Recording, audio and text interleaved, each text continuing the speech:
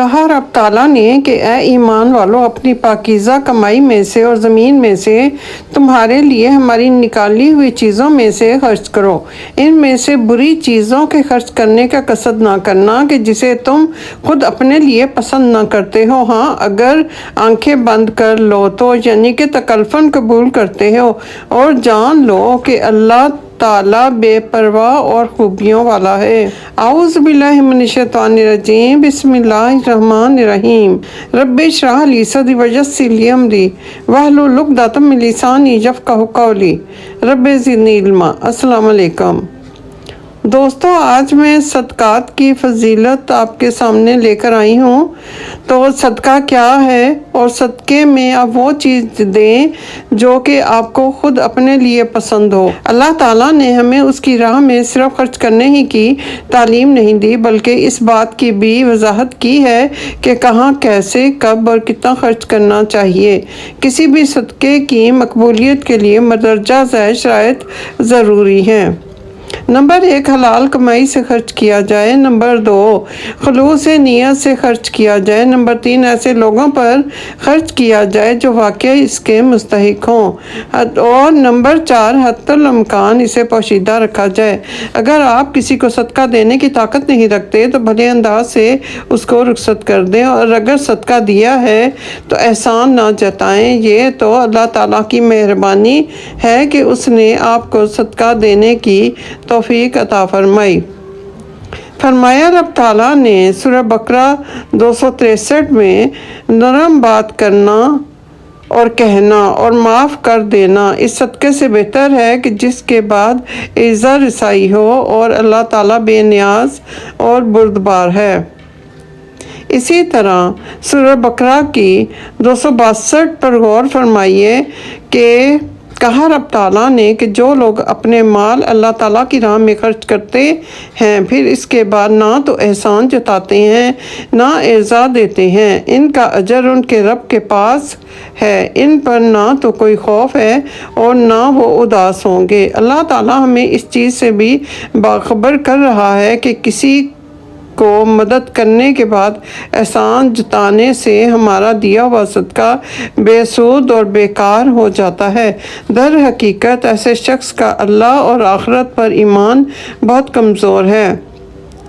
اس کا صدقہ اسے کبھی کچھ فائدہ نہیں دے گا۔ اس بات کو اللہ تعالیٰ نے ایک بہترین مثال کے ذریعے بیان فرمایا ہے۔ ایک ایسی چٹان کا تصور کرو کہ جس پر کچھ مٹی ہو، اگر اس پر بارش گرتی بھی ہے تو کھیتی نہیں اگتی، کیونکہ بارش اس چٹان کو صاف اور ننگی چھوڑ دیتی ہے۔ اسی طرح احسان جتانے والے انسان کا خرچ کرنا اس کو کوئی فائدہ نہ دے گا۔ دیکھیے سورہ بقرہ 264 میں کہا رب تعالیٰ نے کہ اے ایمان والو، اپنی خیرات کو احسان جتا کر اور ایذا پہنچا کر برباد نہ کرو، جس طرح وہ شخص جو اپنا مال لوگوں کے دکھاوے کے لیے خرچ کرے اور نہ اللہ تعالیٰ پر ایمان رکھے نہ قیامت پر۔ ان کی مثال اس صاف پتھر کی طرح ہے کہ جس پر تھوڑی سی مٹی ہو، پھر اس پر زوردار میंہ برسے اور وہ اسے بالکل صاف اور سخت چھوڑ دے۔ ان ریاکاروں کو اپنی کمائی میں سے کوئی چیز ہاتھ نہیں لگتی، اور اللہ تعالیٰ کافروں کی قوم کو سیدھی راہ نہیں دکھاتا۔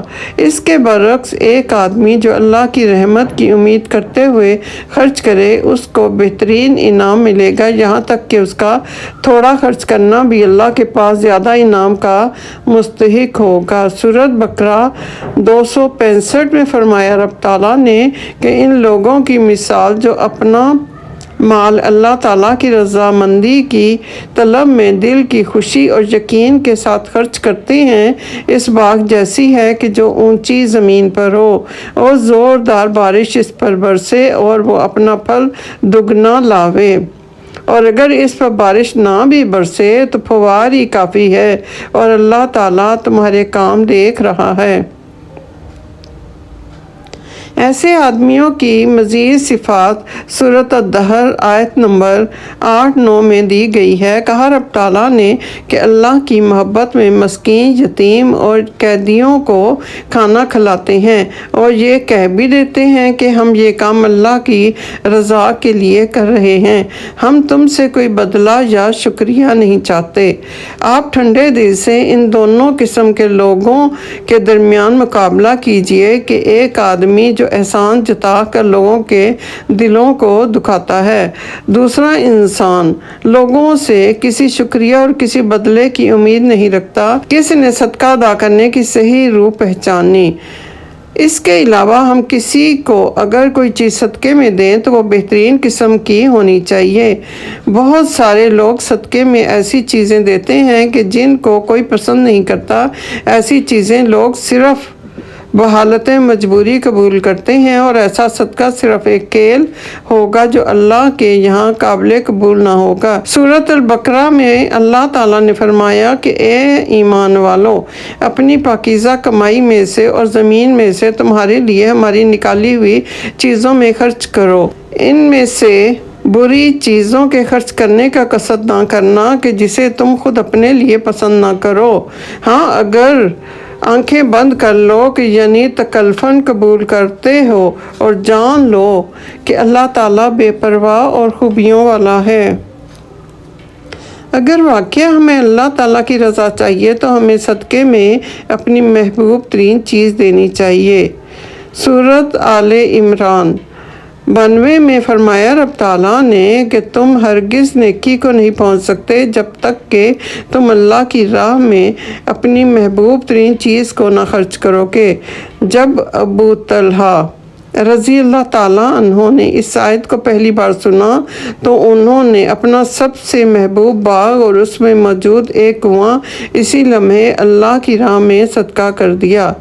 اس کنویں کی جگہ کی نشاندہی ابھی بھی جدید مسجد نبوی میں موجود ہے۔ اسی طرح حضرت زید بن حارث رضی اللہ تعالیٰ عنہ نے اپنا سب سے محبوب گھوڑا اللہ کی راہ میں قربان کر دیا تھا۔ یہ زیادہ بہتر ہے کہ صدقہ خاموشی سے اور چھپا کر دیا جائے، حالانکہ کھلے عام صدقہ دینا گناہ نہیں ہے۔ اگر نیت یہ ہو کہ سب کے سامنے صدقہ دینے سے دیگر لوگوں کو صدقہ دینے کا شوق پیدا ہوگا تو عام پبلک میں کھلے کھلے صدقہ ادا کرنا درست ہوگا، جیسا کہ اللہ تعالیٰ سورۃ البقرہ 271 میں ارشاد فرماتا ہے کہ اگر تم صدقے کو ظاہر کرو تو وہ بھی اچھا ہے اور اگر تم اسے پوشیدہ پوشیدہ مسکینوں کو دے دو تو یہ تمہارے حق میں بہتر ہے۔ اللہ تعالیٰ تمہارے گناہوں کو مٹا دے گا اور اللہ تعالیٰ تمہارے تمام اعمال کی خبر رکھنے والا ہے۔ دعا ہے کہ اللہ تعالیٰ ہمیں خلوص نیت سے اپنی بہترین اشیاء کا صدقہ ادا کرنے کی توفیق عطا فرمائے اور یہ کہ اللہ تعالیٰ اسے قبول فرمائے۔ آمین یا رب العالمین۔ لاکھوں درود و سلام ہمارے آقا و مولا رسول خدا صلی اللہ علیہ وآلہ وسلم اور رسول خدا صلی اللہ علیہ وآلہ وسلم کی تمام آل پر، تمام انبیاء، تمام فرشتوں، تمام اولیاء، تمام بزرگان دین پر۔ اللہ تعالیٰ ہم سب کو حق اور سچ کے ساتھ چلنے کی توفیق عطا فرمائے۔ ربنا آتنا فی الدنیا حسنۃ وفی الآخرۃ حسنۃ وقنا عذاب النار وقنا عذاب النار۔ کوئی اسے ناراض ہے یا راضی، اللہ کو کسی کی پرواہ نہیں، وہ بے نیاز ہے۔ اے میرے رب، بے شک میں تیری بارگاہ میں فقیر ہوں، تیرے عذاب سے خائف ہوں اور تیری پناہ مانگتی ہوں۔ اللہ اکبر۔ اللہ تعالیٰ ہم سب کو اپنے نیک اور برگزیدہ بندوں کے نقش قدم پر چلنے کی توفیق عطا فرمائے۔ اللہ تعالیٰ ہم سب کو حق و سچ کے ساتھ چلنے کی توفیق عطا فرمائے۔ ربنا آتنا فی الدنیا حسنۃ وفی الآخرۃ حسنۃ وقنا عذاب النار وقنا عذاب النار۔